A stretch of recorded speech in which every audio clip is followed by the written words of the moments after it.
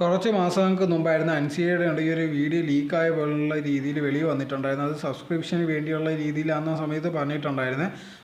ആ സമയത്തുണ്ട് ഈ അൻസിയ അതിനൊന്നും ഒരു മറുപടിയും തന്നിട്ടില്ലായിരുന്നു. ഇത് കണക്ക് ഫാമിലി അതിനെക്കുറിച്ച് പ്രത്യേകിച്ചൊന്നും പറഞ്ഞില്ല. ഇത് കണക്ക് ആരെങ്കിലും ഇതിനെ പറ്റി സംസാരിച്ച് അത് പ്രശ്നമാകും എന്നുള്ള രീതിയിലൊക്കെ ഉള്ളായിരുന്നു.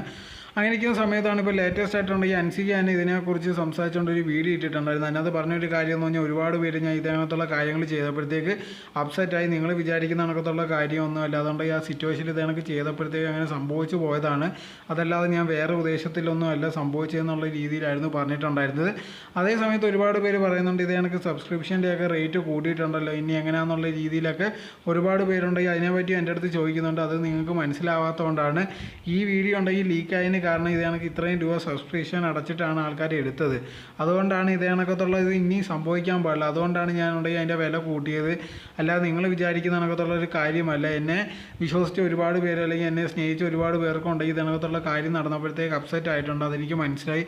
അതുകൊണ്ട് തന്നെ ഞാൻ ഇങ്ങനത്തുള്ളൊരു കാര്യം ചെയ്യത്തില്ലെന്നായിരുന്നു അൻസിക പറഞ്ഞിട്ടുണ്ടായിരുന്നത്.